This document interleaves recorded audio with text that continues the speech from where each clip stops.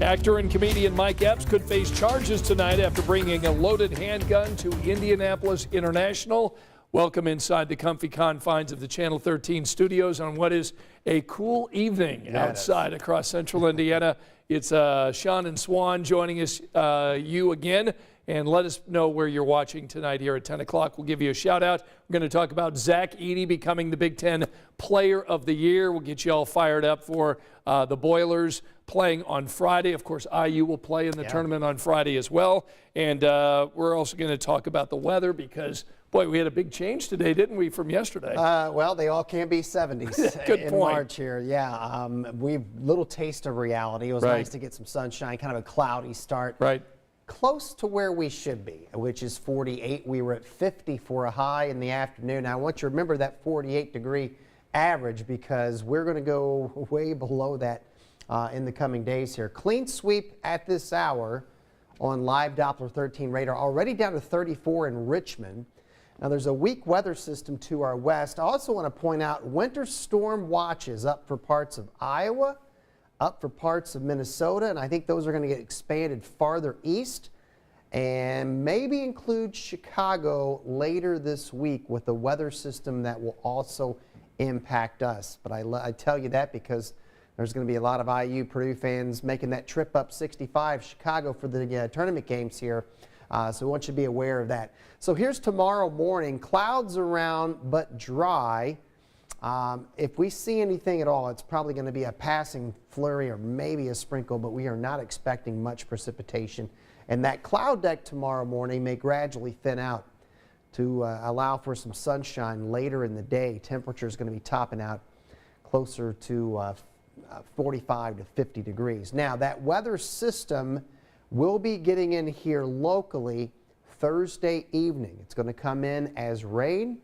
Might be a little bit of snow with this system, but the bigger snow story is going to be well to our north. This is for tomorrow. Wind chill temperatures out the door in the morning in the lower 20s. That will not be the coldest wind chill that we have to contend with over the next 7 days. It's coming later, huh? We'll talk more about that, and it's one of those deals where, again, the snow lovers, they missed out, and right now you're going to have to be patient to get back to 70s. All right. Don't see it in the next couple of weeks. All right, very good. We'll get back to Sean in just a moment. Want to turn our attention to one of our big stories that we've been covering today. Comedian and actor Mike Epps, a native of Indianapolis.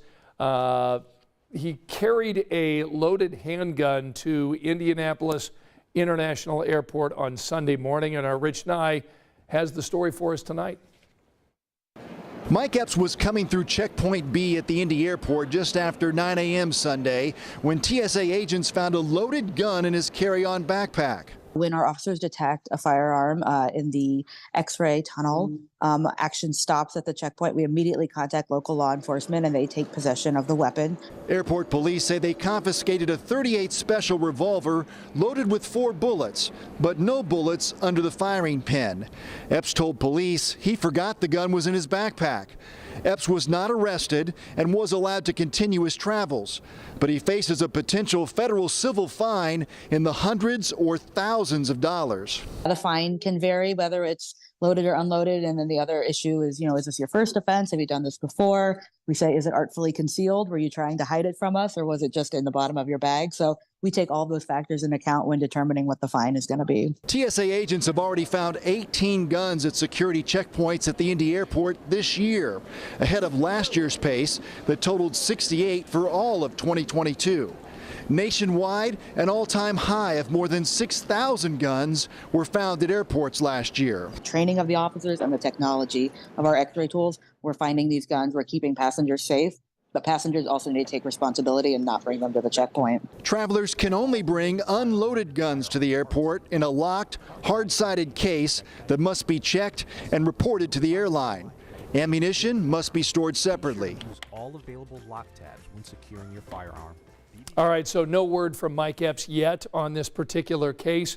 And again, the maximum fine for bringing a gun to the security checkpoint is almost $15,000. We'll continue to follow this story and let you know if any charges are filed or if Mike Epps faces a fine. We'll let you know. All right, let's talk a little hoop because we're getting ready for the Big Ten basketball tournament, which starts tomorrow. And then, of course, as Sean mentioned, all of this happening up in Chicago. We didn't have it here in Indianapolis this year, but Purdue will play on Friday, and then IU will play later on Friday. Zach Edey named Big Ten Player of the Year. And what a year for Zach Edey. 7'4" center from Purdue. He's been dominant in so many ways. He's averaged 21 points, a dozen rebounds all year. I think when you total it all up, 600 points, 350 rebounds, 50 block shots in a year. First time that's happened since Chris Webber with Michigan. So he's been dominant. Purdue was number 1 much of the year.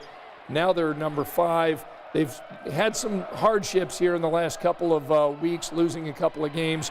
They were swept by IU.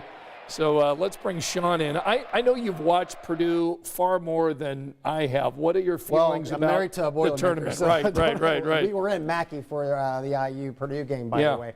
I mean, you know, they're trending in the direction you probably don't want to be trending in right now. With that said, you know, look, they still have Edey. The thing that scares me about both IU and Purdue when it relates to Edey and Davis, you know, foul trouble can happen in the NCAA, man, and that can really spoil you down. So I think IU seems to have the better perimeter offense. And IU seems like they're kind of a dangerous team right now. They seem to be peaking at least here toward the end of the season. Maybe you know, a little more and than look, Purdue. I mean, We'll see. I thought about that game too in Mackey. At halftime, I looked at my wife and said, Davis has no points. This game feels like Purdue should be up 18-20. This is not going to bode well. You just had that, and you know, Purdue just was not making open shots. You know, that changes the game. Guard play is really important in the tournament, isn't it? So they've got the early game on Friday. IU will have the nightcap. So they're going to be, you know, folks have to stay up late for that bad boy, and then you know, then we'll see how the chips fall. And again, if IU or Purdue fans are going up to Chicago, what's the weather situation? I want to show you this. So if you want to get up there on Thursday, so this is Future Track 13. This is Thursday afternoon, and you'll see the rain spreading into central Indiana. Chicago is going to be on the snow side of this system here. So this is at midnight Friday, and then it'll likely be snowing for the better part of the morning, and there's going to be lake effect up there as well. Now, it's not a terribly cold system, so, you know, they should be able to navigate, but it will probably be a slow commute. If you're heading up there, just know that you're going to buck in to some of that stuff. Want you to be aware of that, and then kind of just a chilly weekend all the way around as we get into Saturday and Sunday. Sean will be digging into the 7-day forecast when we see it tonight at 11 o'clock. Couple of other stories I want to remind you about. Our Rachel Krause is talking to the mother of the young man that was shot and killed outside Lucas Oil Stadium last night. Rachel will have that story for you tonight. And then our Lauren Kostick is covering the story about the Indianapolis school leader, the allegations of making a racial slur in front of a student. That story in Sean's 7-day forecast coming up tonight in about 50 minutes over on Channel 13. We'll see you then. Good night.